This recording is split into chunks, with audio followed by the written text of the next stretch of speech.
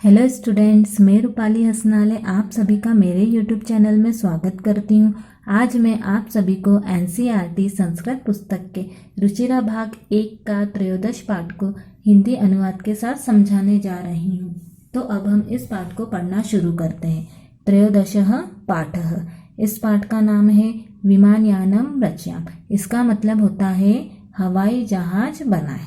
इस पाठ के कवि डॉक्टर विश्वास है, जिन्होंने इस कविता के माध्यम से बच्चों के विचारों को बड़ी सरलता के साथ व्यक्त किया है। उन्होंने बताया है कि बच्चे कैसे हवाई जहाज बनाकर नीले विशाल साफ आकाश में यात्रा करना चाहते हैं, ऊंचे ऊंचे वृक्षों को, ऊंची ऊंची इमारतों को पार करना चाहते हैं, बर्फ की सीढ़ी बनाकर चंद्रलोक में जाना चाहते हैं, सभी ग्रहों को गिनकर, तारों को चुनकर उनका हार बनाना चाहते हैं और साथ ही साथ हवाई जहाज से बादलों को लाकर दुखी किसानों के घर में खुशियां लाना चाहते हैं। आप लोगों के मन में भी ऐसे विचार आए होंगे। आपने भी सोचा होगा कि हम हवाई जहाज बनाएं, हवाई जहाज बनाकर आसमान की सैर करें। ये सारी बातें आपके मन में भी आई होगी। अब हम पहले शब्दार्थ को पढ़ते हैं, फिर उसके बाद में हम पाठ को समझते हैं। ठीक है।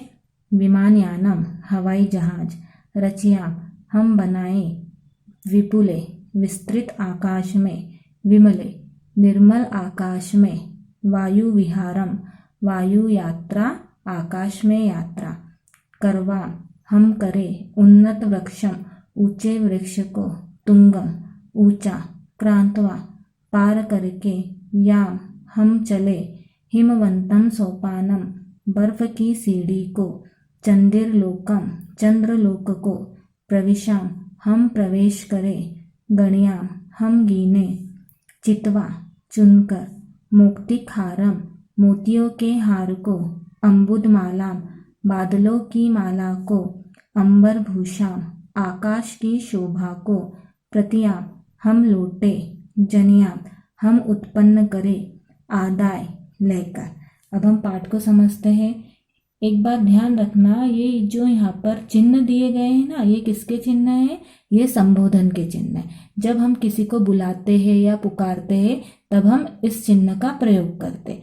ठीक है। ये किसका चिन्ह है? ये संबोधन का चिन्ह है। ठीक है। राघव माधव सीते ललिते विमानयानम रचयाम, नीले गगने विपुले विमले वायु विहारम करवा। इसका मतलब होता है हे राघव, हे माधव, हे सीता, हे ललिता। बच्चे आपस में एक दूसरे को पुकारते हुए बोल रहे हैं, हे राघव, हे माधव, हे सीता, हे ललिता, हवाई जहाज हम बनाए। विमानयानम का मतलब होता है हवाई जहाज, रचयाम का मतलब होता है बनाए। ठीक है। हे राघव, हे माधव, हे सीता, हे ललिता, हवाई जहाज हम बनाए, नीले गगने विपुले विमले वायु विहारम करवा।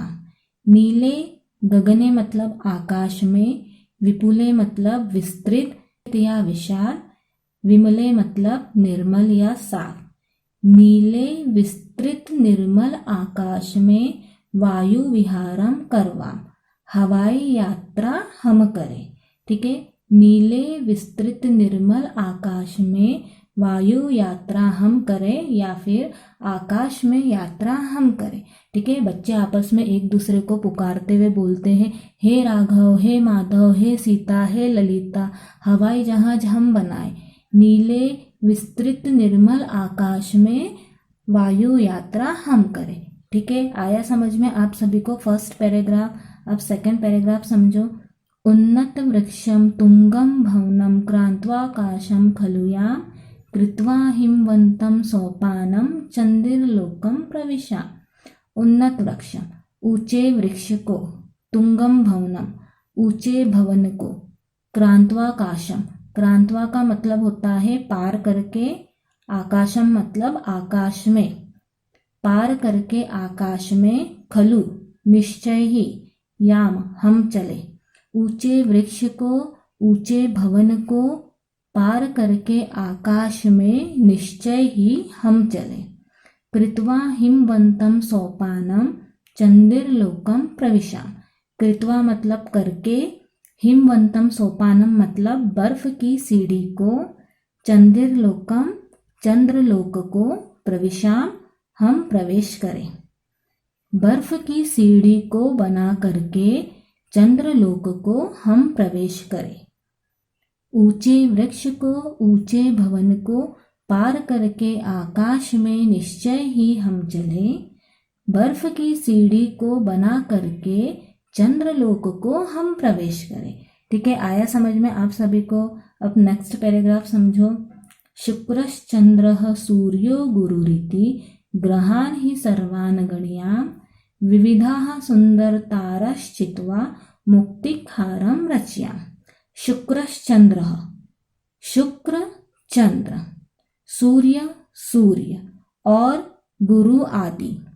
शुक्र चंद्र सूर्य और गुरु आदि ग्रहान ही सर्वान गणयाम, सर्वान सभी ग्रहों को ही गणयाम हम गिने। शुक्र चंद्र सूर्य और गुरु आदि सभी ग्रहों को ही हम गिने। विविधाः सुंदरतारश्चित्वा मुक्तिखारं रच्याम।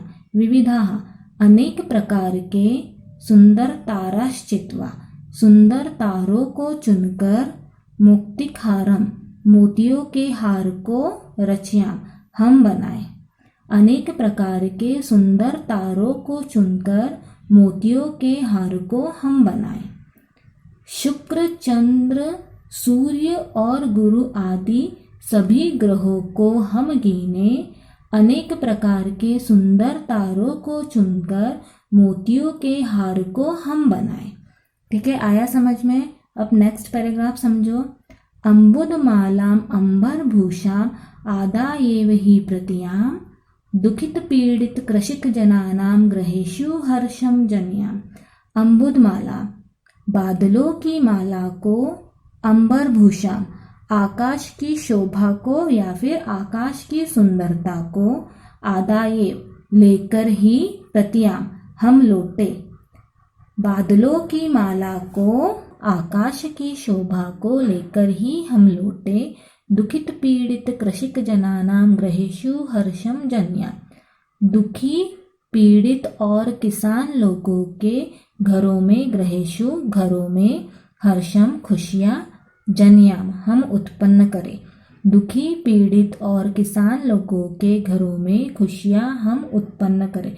मतलब बच्चे बादलों की माला को लेकर किसानों के खेत में जाएंगे, जिससे कि वर्षा होगी, उनके खेत में अनाज उत्पन्न होगा, जिससे उनके घरों में खुशियाँ उत्पन्न होगी। ठीक है, आया समझ में आप सभी को इस पाठ का मतलब। इस प्रकार त्रयोदश पाठ का हिंदी अनुवाद समाप्त होता है। Thank you.